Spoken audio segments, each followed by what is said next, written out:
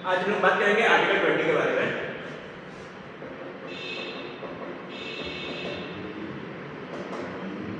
So Article 20 basically deals with right of arrested person. Although there are many right of arrested person which have been prescribed in the BNSS, we can say the old one is CRPC, but this Article 20 is basically dealing with the fundamental right of the arrested person. So there is a difference between the legal right of the arrested person and the fundamental right of the arrested person. So we will refer to all the three clauses. So basically the Article 20 clause 1, what is saying? Article 20 clause 1 is saying ex post facto.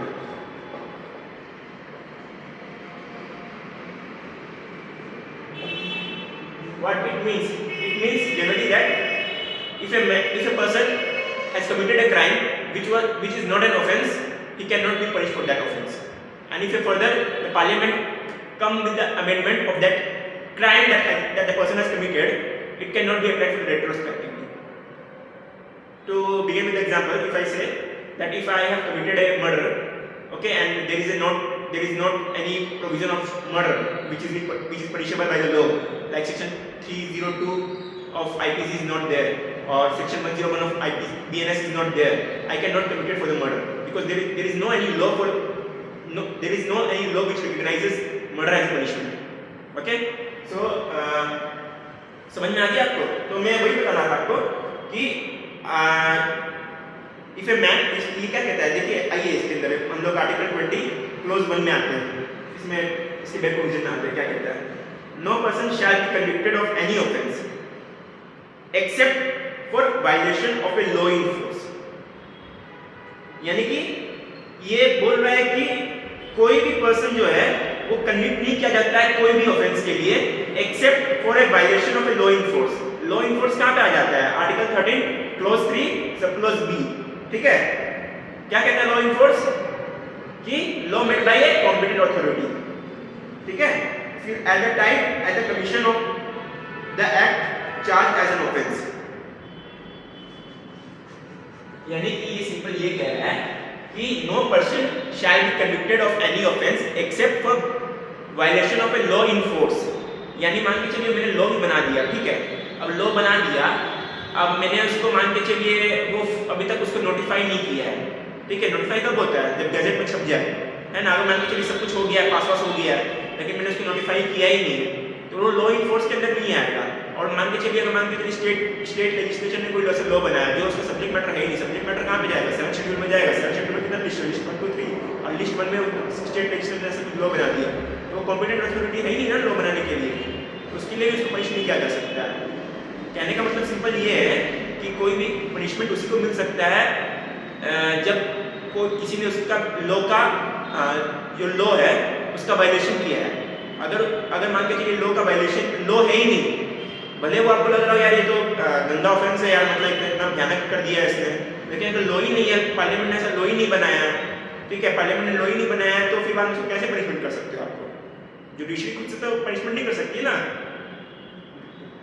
Judiciary subject to the law, so there has to be law, and if that law is prescribing for the punishment, then you can punish, and it doesn't mean कि आपने भाई punishment मान के आपने एक offence कर दिया, murder कर दिया, ठीक है, ये मर्डर था नहीं, फिर पार्लियामेंट को लगेगा कि यार ये तो मतलब ऐसा ये तो गलत हो गया, मतलब लॉ बना के आ गया, तो लॉ बना के आ गया, तो फिर बाद में इसका मतलब ये नहीं कि मैंने आज क्राइम किया और पार्लियामेंट कल लॉ लेके आती है तो मुझे सजा मिलेगी। A law has to be law, मुझे सजा तभी मिलेगी कि उस समय लॉ था तब मैंने वो एक्ट किया। ठीक है, तो इसके आपको बेयर प्रोविजन से क्लियर हो जाएगा, no person shall be convicted of any offence except for violation of the law in force. उसके आगे देखिए, at the time of the commission of the act charge as an offence. ठीक है, सो इसका first element आपको clear हो गया। What is saying that no person shall be convict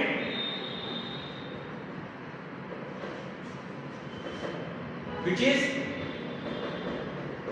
not an offense at the time commission of the crime। ठीक है, यानी कि जब उसने वो एक्ट किया तो उस समय वो ऑफेंस नहीं था। अब पार्लियामेंट अमेंडमेंट लेके आ जाती है तो फिर अगर उसके बाद से अगर कोई क्राइम करेगा तो उसके पनिश किया जा सकता है, लेकिन उस बंदे को पनिशमेंट नहीं किया जा सकता है। सी द criminal jurisprudence या फिर you can say that the criminal law is generally prospective in nature. It is not a retrospective in nature, but civil liability can be applied for retrospective in nature. So if a parliament comes with a law, है ना, regarding the tax statute, that can be applied retrospectively, but the criminal matters cannot be applied retrospectively. That is a fundamental rule you should know. Okay? अब इसके दूसरे element में आइए। दूसरा element क्या कहता है? Not be subject to a penalty greater than that which might have been inflicted under the law in force at the time of the commission of the offence. ये बेसिकली आपका tax की बात कर रहा था ना, इसी में आ गया। जैसे मान के चलिए 5% टैक्स आप देते थे, ठीक है, 5% टैक्स देते थे। आप मान के चलिए ये पार्लियामेंट लॉ लेके आ जाती है कि आप 18% टैक्स करना है, तो रेट्रोस्पेक्टिव भी हो सकता है। और तो वो तो पार्लियामेंट को मेंशन करना होता है, मतलब वो लॉ में मेंशन करना होता है स्टैट्यूट में कि ये वेदर प्रोस्पेक्टिव होगा कि रेट्रोस्पेक्टिव होगा। जनरली कोर्ट प्रिज्यूम करता है कि प्रोस्पेक्टिव होगा, but regarding the criminal it is always a prospective in the nature. So I was saying that not be subject to a penalty greater than which might have been inflicted under law in force at the time of the commission of the offence. So ये first element था। और एक prospective का second element क्या है कि मान के चलिए मैंने कोई क्राइम किया, सपोज मान के चलिए मैंने थेफ्ट किया, ठीक है, थेफ्ट का पनिशमेंट कितना है? सेक्शन 378 आईपीसी क्या कहता है? अप टू 3 इयर्स, है ना। तो सेक्शन 378 आईपीसी का अप टू 3 इयर्स, तो मुझे मैक्सिमम पनिशमेंट 3 इयर्स का ही मिल सकता है, मैक्सिमम। अगर ये नहीं है कि अब अगर मान के चलिए मुझे जुडिशरी मुझे मैक्सिमम पनिशमेंट देती है 3 इयर्स का, ठीक है, और थेफ्ट।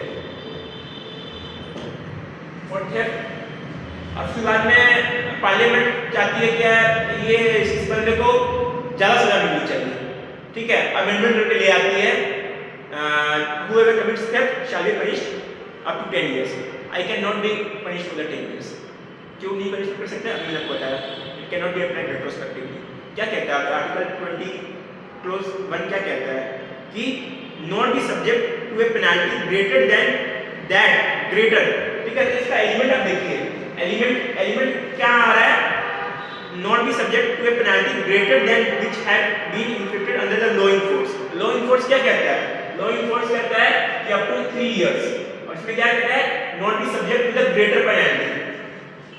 अब मैं 3 इयर्स से 10 इयर्स का पनिशमेंट कर रहे हैं, ठीक है, तो ये कितना ग्रेटर पेनल्टी है ना, ग्रेटर पेनल्टी है, तो that will be hit by article 20 close. मान के चलिए आज 1 जुलाई है, 1 जुलाई 2025, ठीक है। अब इस दिन मैंने थेफ्ट किया, और इस दिन की सजा लॉ इनफोर्स क्या कहता है कि मैक्सिमम 3 इयर्स, ठीक है। पार्लियामेंट 2 जुलाई को 2025 को लॉ लेके आती है 10 इयर्स का। मैंने एक्ट किया 1 जुलाई को, उस समय लॉ इनफोर्स कहता है 3 इयर्स, तो मुझे मैक्सिमम 3 इयर्स ही मिलेगा, मुझे 10 इयर्स नहीं मिलेगा, because it is applied the criminal law cannot be applied retrospectively. If a person commits the offense on 2nd of July, then it can be said that he can be punished for 10 years.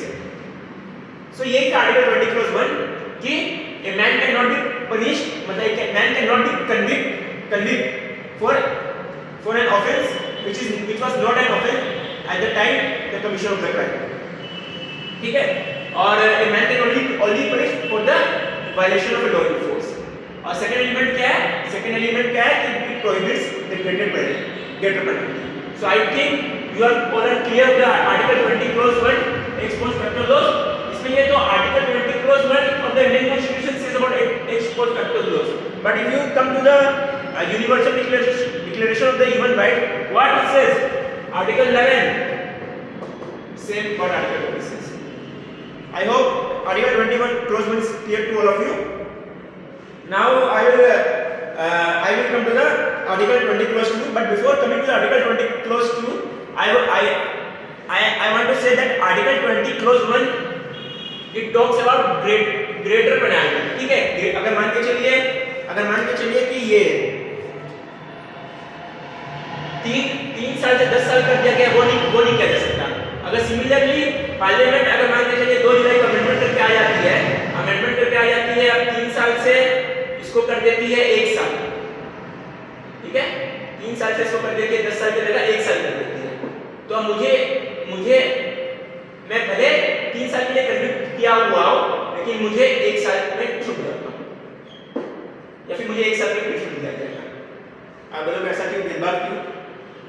See, it is the rule of criminal, generally the rule of interpretation is that कि benefit should be given to the accused person. हमारा जो CRPC BNSS है वो पूरा accused friendly है, भले victim जाए बाहर में, accused कुछ नहीं होना चाहिए। So I was saying कि मतलब ये जो greater penalty है, greater penalty, ये greater penalty बात कर रहा है, यानी 3 साल से 10 साल। It is not talking about the lesser penalty, ठीक है ना? So if अगर पार्लियामेंट मान के चलिए कोई अमेंड करके आ जाती है, या फिर मान लीजिए जुडिशरी किसी सेक्शन को जो पनिशेबल ऑफेंस है उसको अनकॉन्स्टिट्यूशनल डिक्लेयर कर देती है, तो अगर अनकॉन्स्टिट्यूशनल डिक्लेयर कर दी तो benefit will be given to the accused person, ठीक है, ये बात याद रखिएगा। और एक और बात याद रखिएगा कि this is applicable to the criminal matters, not to the civil matters. Civil matters में रेट्रोस्पेक्टिव अप्लाई होगा, क्रिमिनल मैटर में रेट्रोस्पेक्टिव अप्लाई होगा। Now we come to the article 20(2). Article 20(2) इसको हम लोग कहते हैं डबल जियोपर्डी। ये अमेरिकन कांसेप्ट है, ठीक है ना? व्हाट इट सेज कि a man cannot be punished for the same offense twice. Same offense मतलब a man cannot be punished for the same offense twice, ठीक है ना? एक बार पनिशमेंट मिल गया तो आप दोबारा पनिश नहीं कर सकते। एंड ये अगर मैक्सिम की बात करें तो this maxim it is based on the common law maxim. What it says, Nemo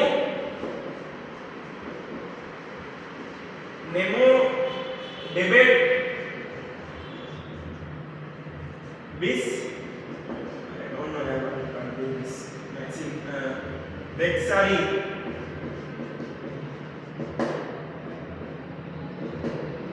what it says that a man must not be put twice in peril for the same offense, ठीक है? So remember when I was in the beginning of the video I have said that the article 20 deals with the right of the arrested person, and there are similar right which is available to the in the legal right as well, मतलब in the CRPC BNSS, मतलब CRPC तो old हो गया new BNSS, उसमें कैसे legal right है?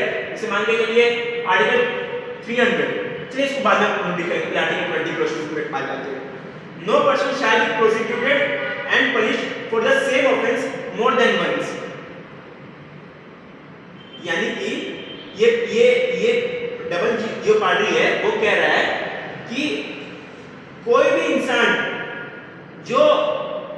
जिसका trial चल चुका है, वो प्रोसिक्यूटेड है, no person shall be prosecuted and punished for the same offence more than once. Prosecuted and punished है, ठीक है? अगर मान के चलिए उसका प्रोसिक्यूशन हुआ है, मेरे पे ट्रायल चल रहा है, ठीक है, प्रोसिक्यूशन हुआ है और मैं generally I have found not guilty और मेरा ये एक्विटल हो गया, मेरा एक्विटल हो गया। So the thing is article 20(2) I cannot claim my right because what it says, article 20(2) क्या कहता है? It says prosecution and punished,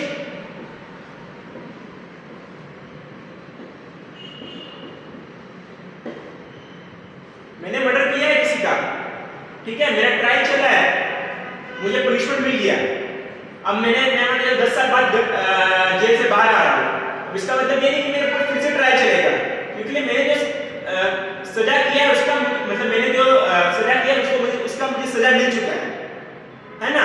अब मुझे वापस उसी काम के लिए सजा नहीं मिल सकता। हाँ, अगर मान लीजिए कुछ और भी किया हो मैंने, तो उसके लिए मुझे भले सजा मिल सकता है, लेकिन जो मैंने मर्डर किया है उसके लिए मुझे एक ही बार सजा मिलेगा। A man can not be punished twice for the same offence, ठीक है?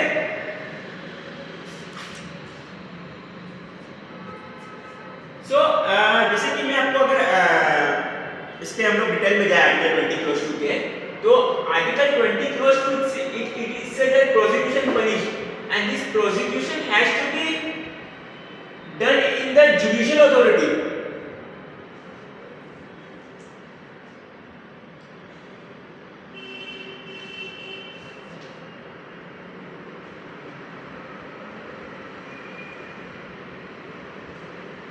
जैसे एक केस था महबूब अली का, महबूब अली का केस था। महबूब अली वाले स्टेट ऑफ बॉम्बे देख लीजिएगा, महबूब अली का केस था। इसके अंदर क्या हुआ था कि ये जो पर्सन था वो गोल्ड स्मगलिंग कर रहा था। अब गोल्ड स्मगलिंग कर रहा था तो वो फॉरेन से लेके आ गया गोल्ड। फिर इसको क्या हुआ कि सी कस्टम वालों ने पकड़ लिया। अब कस्टम वालों ने पकड़ लिया तो उसका गोल्ड ले लिया, गोल्ड ले लिया। अब गोल्ड लेने के बाद उसको छोड़ दिया गया। अब छोड़ दिया गया तो फिर बाद में उसको जुडिशरी से पकड़ा गया, फिर मतलब जैसे जुडिशरी के सामने ट्रायल चालू हुआ। ठीक है, अब आप बोलिए इसमें इसको दो बार पनिशमेंट मिल रहा है कि नहीं मिल रहा है? इसका तो गोल्ड भी ले लिया गया ना, फिर पनिशमेंट भी इसको वापस जुडिशरी दे रही है। सो इस केस में क्या हुआ कि जुडिशरी ने कहा कि द पनिशमेंट मतलब the prosecution and punishment has to be done in the judicial authority. ठीक है, लाइक अगर मान के चलिए एडमिनिस्ट्रेटिव एक्शन कुछ कर रहे हैं, ठीक है, आपको पनिश किया गया, आपको निकाल दिया गया, आपने कोई ऐसा काम किया है, आपको निकाल दिया गया, आप यहां से तो निकले ही, judiciary will punish. This article 20 clause 2 is applied under the judicial authority. If prosecution and punishment has not been done under the judicial authority, then the accused person cannot claim the benefit of article 20 clause 2. ठीक है, अब judiciary ने इसको punishment दिया। अब ये जब jail से निकल के आएगा महबूब अली, तब उसको वापस पनिशमेंट नहीं मिल सकता। ठीक है,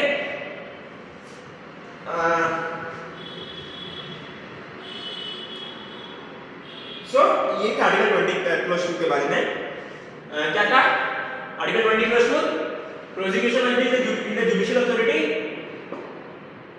एंड जुडिशियल अथॉरिटी क्या होता है? उसका प्रोसिक्यूशन होता है और उसको पनिशमेंट मिलता है। अगर पनिशमेंट नहीं मिला है, प्रोसिक्यूशन प्लस पनिशमेंट, ठीक है, और प्रोसिक्यूशन पनिशमेंट और फिर किसका क्या है? For the same offence. ये तीन एलिमेंट याद रखिएगा। अगर आप यूएस में जाइएगा ना, यूएस में क्या है? यूएस WOPD यूएस के कांसेप्ट है, यूएसए मतलब यूएस के उसमें क्या है कि no person shall be prosecuted for the same offence. ठीक है, लेकिन हमारा वहां पे एक तरफ से ब्रॉडर वर्जन है और हमारा एक तरफ से नैरो कर दिया गया है। It says prosecution and punish. ठीक है, प्रोसिक्यूशन एंड पनिश, इसके साथ एंड लिख के पनिश कर दिया गया है। अगर प्रोसिक्यूशन अगर मान लीजिए प्रोसिक्यूशन एक्यूटल हुआ है, अगर मान लीजिए वो जिसने बताया कि मान लीजिए बेनिफिट दे दिया गया है, तो इसका मतलब ये नहीं कि मैं आर्टिकल 20 clause 2 को क्लेम करूं। अब आते हैं section 300 CrPC. Section 300 CrPC, this is a legal right. ये भी बेसिकली आर्टिकल 20 clause 2 जैसे ही बात कर रहा है, लेकिन इसमें ये एक तरफ से ब्रॉडर दिया गया है। ये बोल रहा है कि no person shall be tried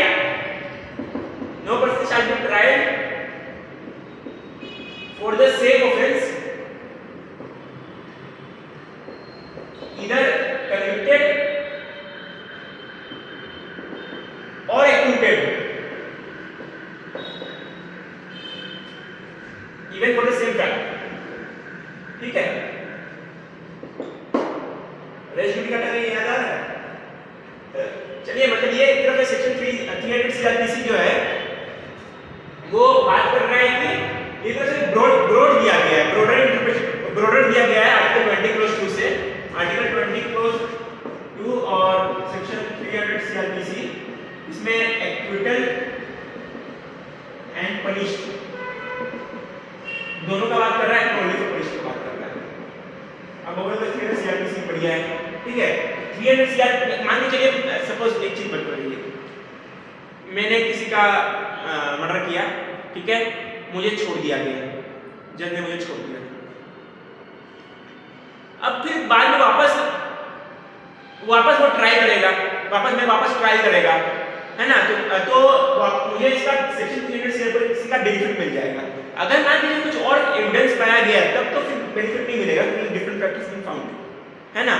but it is generally a legal right. Section 300 CRPC is a legal right, ठीक है ना।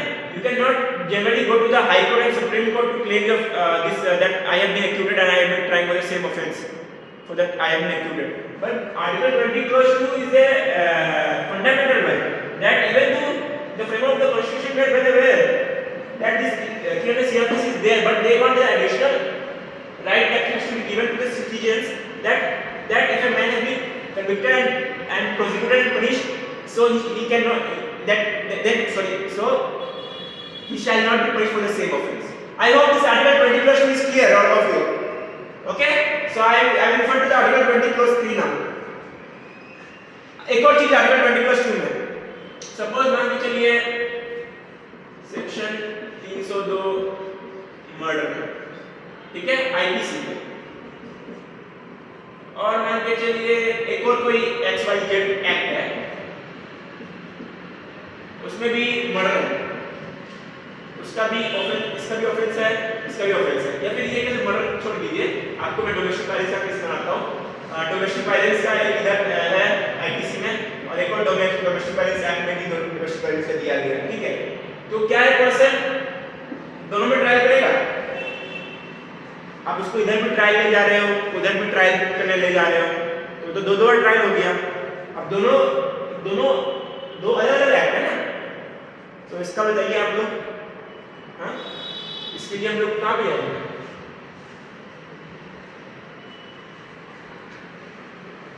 इसके लिए आता है section 26 of general process act.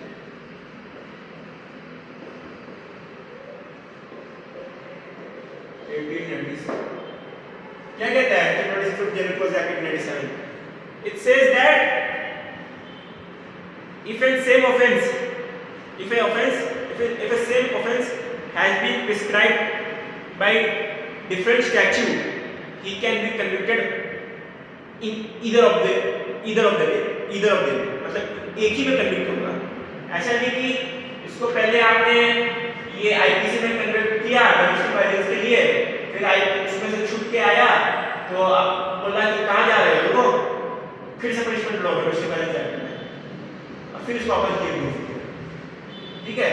So this is wrong and it cannot be done, ठीक है। I hope this Article 20 Clause 2 is clear of you. Now I will come to the Article 20 Clause 3. What Article 20 Clause 3 is referring to? It is referring to the right against self-incrimination.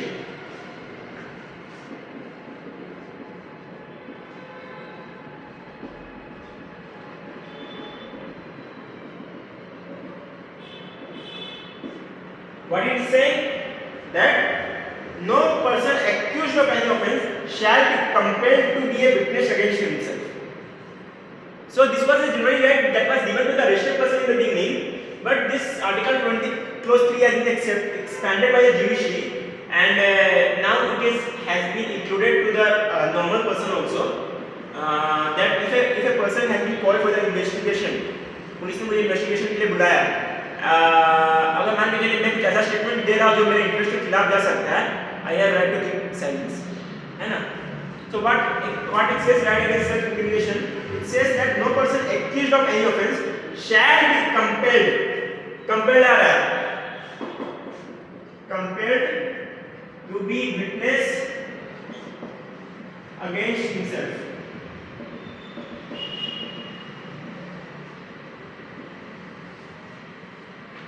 अब compare to the witness against himself का मतलब क्या हो गया कि ऐसा कोई भी स्टेटमेंट जो उसके इंटरेस्ट के खिलाफ जा रहा हो। मान के चलिए पुलिस आ रही है, मैं पुलिस को बोल रहा हूँ मैंने मर्डर किया है, मैं पुलिस को बोल रहा हूँ कि मैं मर्डर किया हूँ, तो मेरे इंटरेस्ट के खिलाफ जा रहा है ना, आर्टिकल 20 का वायलेशन है ना ये। लेकिन इसमें एक चीज बढ़ रही आती है, कंपेल आया हुआ है, वॉलंटरी नहीं है। ऑल्दो पुलिस का दिया हुआ कन्फेशन इररिलेवेंट है, पुलिस को कन्फेशन देते हैं वो इरेलीवेंट माना जाता है बाय आर्टिकल 20 मतलब ये section 24 of the evidence act, यानी confession made to the police officer inducement threat और क्या है इंड्यूसमेंट थ्रेट और promise that is inadmissible by the court. Generally police आप समझिए ना, पुलिस क्या करती है, पुलिस आपको लेके चली गई जेल में, ठीक है, आपको मारती है, टॉर्चर करती है कि बोल मैंने क्राइम किया, बोल मैंने क्राइम किया, बोल मतलब बोल कि तूने क्राइम किया, तो उसको मार रही है तो फिर बाद में वो पर्सन बोलता है कि मैंने क्राइम किया, उसने क्राइम भले नहीं भी किया हो, ठीक है, तो उसको बोलते हैं मैंने क्राइम किया, उसको फिर सजा मिल जाता है, लेकिन वो सजा वो हिट कर जाएगा आर्टिकल 20 से, ठीक है, राइट अगेंस्ट सेल्फ इंक्रिमिनेशन। तो मतलब यही है कि no person accused of any offence shall be compelled to be witness against himself. आप किसी को कंपेल नहीं कर सकते हो अपने खिलाफ विटनेस देने के लिए, मतलब अपने इंटरेस्ट के खिलाफ स्टेटमेंट देने के लिए कि तुमने मर्डर किया है कबूल करो। उसके लिए ट्रायल चलता है, फिर ट्रायल में एविडेंस प्रोड्यूस होता है, एविडेंस बेस पे आपका कन्विक्शन होता है ना। जनरली आप मजिस्ट्रेट के सामने जाते हो, मजिस्ट्रेट के सामने आप बोलते हो, मजिस्ट्रेट आपको बोलता है कि आप जो भी स्टेटमेंट दे रहे हो तो आप सोच समझ के दे रहे हो, आपको पढ़ाया जाता है, बोला जाता है कि आपने ये आप ऐसा बोले हो, ताकि उसको पता लगे, क्योंकि उसमें वहाँ पे कंपल्शन नहीं हो रहा है, कंपल्शन नहीं हो रहा। जहाँ पे कंपल्शन हो जाएगा वहाँ पे इंक्रिमिनेशन का सेल्फ इंक्रिमिनेशन का वायलेशन हो जाएगा, ठीक है ना। तो ये था कि मतलब no person accused of any offence shall be compelled to be witness against himself. तो आप किसी को कंपेल नहीं कर सकते हो कि अपने खिलाफ आप स्टेटमेंट दो। अगर आप बोलोगे यार ऐसा है कि सेक्शन 27 ऑफ एविडेंस एक्ट से तो है ना, ये दोनों में ओल्ड एक्ट दिख रहा है ना आपको। सेक्शन 27 एविडेंस एक्ट क्या कहता है, डिस्कवरी ऑफ फैक्ट, वहां पे एक्यूज्ड पर्सन खुद जाके दिखाता है ये हथियार से मैंने मारा है ना, तो वो आप एडमिशन कैसे कर रहे हो, उधर राइट अगेंस्ट सेल्फ इंक्रिमिनेशन का वायलेशन है ना। तो जनरली याद रखिएगा कि this is regarding compulsion to be witness against himself. Section 27 of evidence is not generally regarding the compulsion. It is regarding the voluntarily made confession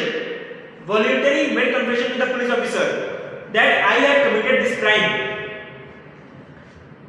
A voluntary confession which goes against the interest of minds is admissible, but a compulsion which goes against the interest of mind is not admissible. It is hit by article 20 clause 3. समझ में आ गया। So generally यही था। इस पे एक कहावत है कि एक बार क्या हुआ, एक बार यूएस यूके और इंडिया में रेस हुआ, ठीक है, कि कौन पहले चूहा पकड़ता है। एक बड़ा से जंगल में छोड़ दिया गया चूहा को, तो चूहा को छोड़ दिया गया तो क्या हुआ कि यूएस की बारी आई, तो यूएस अपना सैटेलाइट निकाला, और सैटेलाइट निकाला तो क्या हुआ कि वो 1 घंटे में चूहे को पकड़ लिया, ठीक है, चूहे को पकड़ लिया। यूके ने क्या किया, अपना मतलब अलग अलग बहुत सारा वो उसमें वजह सैटेलाइट निकाला, ड्रोन निकाला, ये सब निकाला, और एक तरफ से उसको 6 घंटे में पकड़ लिया। फिर इंडिया में क्या हुआ, इंडिया में पुलिस जाती है जंगल में, फिर देखती है कि 5 दिन तक वो लोग जंगल से बाहर नहीं निकले, ठीक है। तो यूएस और यूके वाले को चिंता हो गया। अब यूएस यूके को चिंता क्या हो गया, तो फिर ये दोनों गए चूहे को ढूंढने गए, ये पुलिस वाले को ढूंढने गए, ठीक है, इंडिया के पुलिस वाले को ढूंढने गए। फिर पता चला कि इंडिया वालों ने एक हाथी को पकड़ रखा है, और उसको 5 दिन से लाठी मार रही है, बोल रही है बोल तू चूहा है। तो समझ में आ रहा है, चलो लाठी काट दिया।